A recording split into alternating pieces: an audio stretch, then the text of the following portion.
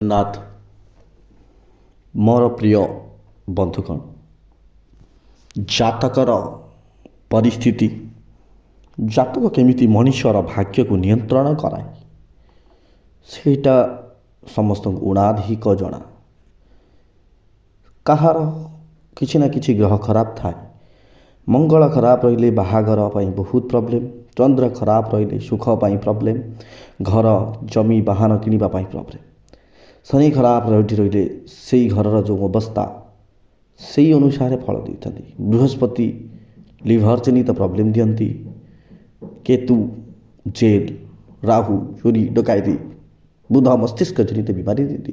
ସୂର୍ଯ୍ୟ ସେମିତି ଇଗୋ ହର୍ତ୍ତା, ଅର୍ଥାତ୍ କୌଣସିଥିରେ କାର୍ଯ୍ୟରେ କାମ ନ କରିବା ଭଳିଆ ସିଚୁଏସନ୍, କୌଣସି କାମରେ ଜୟଲାଭ ନ କରିବା ପର୍ଯ୍ୟନ୍ତ ହୋଇଥାଏ। ମଣିଷ ଗରିବ କ'ଣ ପାଇଁ ହୋଇଥାଏ? ନିଜର କର୍ମ ଯୋଗୁଁ ହୋଇଥାଏ। କର୍ମ କିଏ ଲେଖିଥାଏ? ବିଧାତା। ବିଧାତା କାହାଙ୍କ ଦ୍ୱାରା କର୍ମ ଲେଖିଥାଏ? ନବଗ୍ରହଙ୍କ ଦ୍ୱାରା ଲେଖିଥାନ୍ତି। ଆପଣଙ୍କ ଜାତକରେ ନବଗ୍ରହଙ୍କର ପୋଜିସନ୍ ଆପଣ ଜାଣିଥିବେ। ସିଏ ତ ଅଲଗା କଥା, ନବଗ୍ରହ କେଉଁ ସିଚୁଏସନ୍ରେ ଅଛନ୍ତି ତାପରେ ଆମେ ତା'ର ରେମିଡ଼ି କରୁ। କିନ୍ତୁ ମୁଁ ଆଜି ଆପଣଙ୍କୁ 9ଟି ଗ୍ରହଙ୍କ ପାଇଁ 9ଟା ଏମିତି ରେମିଡ଼ି ନେଇକି ଆସିଛି, ଏମିତି ପ୍ରତିକାର, ଯେଉଁ ପ୍ରତିକାର ଦ୍ୱାରା ଆପଣମାନେ ନିଜର ପୁରା 9ଟା ଗ୍ରହକୁ ଆପଣ ବାଲାନ୍ସ କରିପାରିବେ। ଅର୍ଥାତ୍ 9ଟା ଗ୍ରହକୁ ଆପଣ ନିଜ କଣ୍ଟ୍ରୋଲରେ ରଖିପାରିବେ। ନବଗ୍ରହ ଶାନ୍ତି ଉପାୟ, କି ନବଗ୍ରହ ପୂଜା କରେ, କି ନବଗ୍ରହଙ୍କ ପାଇଁ ବିଭିନ୍ନ ରେମିଡ଼ି କରିଥାଏ।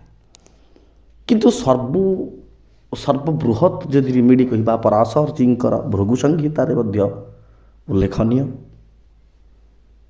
ସେହିପରି ଭାବରେ 9ଟା ଗ୍ରହଙ୍କର 9ଟି ଯେଉଁ ବିଶେଷ ମହତ୍ତ୍ୱ ଅଛି, ନବଗ୍ରହ କାହାକୁ ସୂଚାନ୍ତି, ତ ଆମେ ଏଇ 9ଟି କାମ ଯଦି କରିଦେବା, ଆମର 9ଟି ଗ୍ରହ କମ୍ପ୍ଲିଟ୍ ଆପଣଙ୍କର ନିଶ୍ଚିତ ଭାବରେ ଠିକ୍ କାମ କରିବେ, ଶୁଭ ଫଳ ଦେବେ। ପ୍ରଥମେ ଆମେ ଆଲୋଚନା କରିବା ନବଗ୍ରହଙ୍କ ମଧ୍ୟରୁ ରାଜା ସୂର୍ଯ୍ୟ। ସୂର୍ଯ୍ୟଦେବଙ୍କ ପ୍ରତିକାର। ସୂର୍ଯ୍ୟଦେବ ଯଦି ଆପଣଙ୍କ ଜାତକରେ ଖରାପ ଅଛନ୍ତି, ସୂର୍ଯ୍ୟଙ୍କର ସବୁଠୁ ଭଲ ରେମିଡ଼ି ନିଜ ପିତା, ନିଜ ବାପା, ତାଙ୍କ ସାଥିରେ ଭଲ ସମ୍ପର୍କ ରଖିବା ଦରକାର।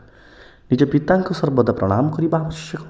ନିଜ ପିତାଙ୍କ ସାଥିରେ, ନିଜ ବାପାଙ୍କ ସାଥିରେ ସୁନ୍ଦର ଏକ ସମ୍ପର୍କ, ସୁସମ୍ପର୍କ ନିଶ୍ଚିତ ଭାବରେ ଗଢ଼ି ତୁଳିବା ଆବଶ୍ୟକ। ନିଶ୍ଚିତ ଭାବ ଆପଣମାନେ ଯଦି ସୂର୍ଯ୍ୟକୁ ଷ୍ଟ୍ରଙ୍ଗ କରିବାକୁ ଚାହୁଁଛନ୍ତି, ଆପଣଙ୍କ ପିତାଙ୍କ ସାଥିରେ ପ୍ରଥମେ ଭଲ ସମ୍ପର୍କ, ଅତ୍ୟନ୍ତ ଭଲ ସମ୍ପର୍କ ସ୍ଥାପନ କରନ୍ତୁ। ଏହିପରି ଭାବରେ ଚନ୍ଦ୍ରମା ପୀଡ଼ିତ ହେଲେ ଜୀବନ ବର୍ବାଦ ହୋଇଯାଏ। ଚନ୍ଦ୍ରକୁ ଆପଣ ଯଦି ଠିକ୍ କରିବାକୁ ଚାହୁଁଛନ୍ତି, ଆପଣଙ୍କ ମାଆକୁ ନିଶ୍ଚିତ ଭାବେ ଭଲ ପାଆନ୍ତୁ, ନିଜ ମାଆଙ୍କର ସ୍ନେହ କରନ୍ତୁ, ମାଆର ସବୁ ଇଚ୍ଛା ପୂରଣ କରନ୍ତୁ। ଚନ୍ଦ୍ର ହେଉଛନ୍ତି ମା। ଗୋଟେ ରେମିଡ଼ି ବାସ୍ କହୁଛି, ନିଜ ଘରେ ଆପଣ ସବୁ ଏଗୁଡ଼ାକ ହେଇଯିବ। ସୂର୍ଯ୍ୟ ଭଲ ହେବା ପାଇଁ ପିତାଙ୍କୁ ଏବଂ ଚନ୍ଦ୍ର ଭଲ ହେବା ପାଇଁ ନିଜର ମାତାଙ୍କ ସାଥିରେ ଭଲ ସମ୍ପର୍କ, ଏବଂ ମାତାଙ୍କ ଆଖିରେ କେବେ ଦୁଃଖ ଦିଅନ୍ତୁ ନାହିଁ। ସେହିପରି ଭାବରେ ମଙ୍ଗଳକୁ ସଠିକ୍ କରିବା ପାଇଁ ନିଜର ଯେଉଁ ଭାଇ ସାଥେ ଭଲ ସମ୍ପର୍କ ରଖନ୍ତୁ, ବଡ଼ ହୁଅନ୍ତୁ କି ଛୋଟ ହୁଅନ୍ତୁ। ସ୍ତ୍ରୀ ଲୋକଙ୍କ ପାଇଁ ମଙ୍ଗଳକୁ ଠିକ୍ କରିବା ପାଇଁ ନିଜ ସ୍ୱାମୀ ସାଥିରେ ବହୁତ ବଢ଼ିଆ ସମ୍ପର୍କ ରଖନ୍ତୁ। ସ୍ତ୍ରୀ ଲୋକଙ୍କ କୁଣ୍ଡଳୀରେ ମଙ୍ଗଳକୁ ହଜବେଣ୍ଡ କୁହାଯାଏ। ଶୁକ୍ରଙ୍କୁ ଭଲ ରଖିବା ପାଇଁ ନିଜ ସ୍ତ୍ରୀ, ପୁଅ ହେଇଥିଲେ ନିଜ ସ୍ତ୍ରୀଙ୍କୁ ନିଶ୍ଚିତ ଭାବରେ ନିଜ ସ୍ତ୍ରୀକୁ ଭଲକି ରଖନ୍ତୁ। ନିଜ ସ୍ତ୍ରୀ ସାଥିରେ ସୁସମ୍ପର୍କ ସ୍ଥାପନ କରନ୍ତୁ, ସମ୍ମାନ ଦିଅନ୍ତୁ ନିଜ ସ୍ତ୍ରୀକୁ। ରିଲେସନସିପ୍ କି ଲଭ୍ ରିଲେସନସିପ୍, ସବୁ ପ୍ରକାର ରିଲେସନସିପ୍କୁ ଆପଣମାନେ ସମ୍ମାନ ଦିଅନ୍ତୁ, ଭଲ କି ଭାବରେ ସେ ସମ୍ପର୍କ ଗଢ଼ି ଉଠାନ୍ତୁ। ରାହୁକୁ ଠିକ୍ କରିବା ପାଇଁ ଆପଣଙ୍କ ଘରେ ବୟୋଜ୍ୟେଷ୍ଠ ବ୍ୟକ୍ତି, ଦାଦାଜୀ ଅର୍ଥାତ୍ ଆପଣଙ୍କର ଜେଜେବାପା କିମ୍ବା ଆପଣଙ୍କ ଯେଉଁ ସୁଇପର ରୁହନ୍ତି, ଝାଡ଼ୁଦାର, ସେମାନଙ୍କ ସାଥିରେ ଭଲ ସମ୍ପର୍କ ରଖନ୍ତୁ, ତାଙ୍କୁ ସମ୍ମାନ ଦିଅନ୍ତୁ। କେତୁ ମଧ୍ୟ ଆପଣଙ୍କର ଦାଦା, ଅର୍ଥାତ୍ ଆପଣଙ୍କ ଘରେ ଯେକୌଣସି ବୟୋଜ୍ୟେଷ୍ଠ ବ୍ୟକ୍ତି, ତତ୍ ସହିତ କଳା କୁକୁର, ନିଶ୍ଚିତ ଭାବରେ କଳା କୁକୁରକୁ ଦେଖିଲେ ଖାଦ୍ୟ ଦିଅନ୍ତୁ। ଏବଂ ଯିଏ ବଡ଼ ଲୋକ ଆପଣଙ୍କର ବୃଦ୍ଧ ଜନିତ, ତାଙ୍କୁ ସର୍ବଦା ସମ୍ମାନ କରନ୍ତୁ। ଶନିଦେବ, ଗ୍ରହରାଜ ଶନିଦେବକୁ ଠିକ୍ କରିବା ପାଇଁ କର୍ମ ଭଲ କରିବା ଉଚିତ। ଅର୍ଥାତ୍ ତତ୍ସହିତ ଆପଣଙ୍କ ଯେଉଁ ନିଜସ୍ଥ କର୍ମଚାରୀ ଅର୍ଥାତ୍ ଯେକୌଣସି କର୍ମଚାରୀ ଯେକୌଣସି ଏମ୍ପ୍ଲୟ ଛୋଟ ଏମ୍ପ୍ଲୟ ହୋଇଥାନ୍ତୁ, ଯେଉଁମାନେ ହୋମଗାର୍ଡ଼ ସିକ୍ୟୁରିଟି ଗାର୍ଡ଼ କି ଲେବର ଏମାନଙ୍କୁ ନିଶ୍ଚିତ ଭାବରେ ଆପଣ ହେଲ୍ପ କରନ୍ତୁ। ଯାହାର ଦରକାର ଅଛି ତାକୁ କିଛି ଦିଅନ୍ତୁ। ବୁଧଙ୍କୁ ସଠିକ୍ କରିବା ପାଇଁ ସରଳ ଉପାୟ ହେଉଛି ନିଜର ଯେଉଁ ମାନେ ମାମୁଁ ନିଜର ମାଇଁ ଅଙ୍କଲ ଆଣ୍ଟି ଅଛନ୍ତି ଯେଉଁମାନେ ସେମାନଙ୍କୁ ନିଶ୍ଚିତ ଭାବରେ ଆପଣ ସର୍ବଦା ସମ୍ମାନ ଭଲ ପାଇବା ଏବଂ ତାଙ୍କୁ ସର୍ବଦା ନିଜର ଭଳି ମନେ କରନ୍ତୁ। ଆଉ ଗୋଟେ କଥା, ବୁଧଙ୍କୁ ଆପଣଙ୍କ ଘରେ ଯେକୌଣସି କଜିନ୍ ଅର୍ଥାତ୍ ଆପଣଙ୍କ ରିଲେଟିଭ୍ ସମ୍ପର୍କୀୟ ସେମାନଙ୍କ ସାଥିରେ ସର୍ବଦା ଭଲ ସୁସମ୍ପର୍କ ରଖନ୍ତୁ। ତାପରେ ଆସିବା ଦେବରାଜ ଦେବଗୁରୁ ବୃହସ୍ପତିଙ୍କ କଥା। ସମସ୍ତେ ଏଇଟା ପ୍ରାୟତଃ ଜାଣିଥିବେ, ବୃହସ୍ପତି ଯେହେତୁ ଗୁରୁ, ଆପଣଙ୍କ ଗୁରୁଙ୍କୁ ପ୍ରଥମେ ଆପଣ ସମ୍ମାନ ଦିଅନ୍ତୁ। ଗୁରୁଙ୍କ ସାଥିରେ ଭଲ ସମ୍ପର୍କ ରଖନ୍ତୁ, ନିଜର ରେସ୍ପେକ୍ଟ କରନ୍ତୁ ଆପଣଙ୍କଠୁ ଯିଏ ବଡ଼ ହେଇଥିବ। ଦେଖନ୍ତୁ, ମୁଁ 9ଟି ଗ୍ରହ କଥା କହିଦେଲି, ଯେଉଁ 9ଟି ଗ୍ରହ ନିଶ୍ଚିତ ଆପଣଙ୍କ ଜୀବନରେ ମୂଲ୍ୟବାନ ଅଂଶ ଅର୍ଥାତ୍ ମୂଲ୍ୟବାନ କାର୍ଯ୍ୟ ନିର୍ଦ୍ଧାରଣ କରିବାର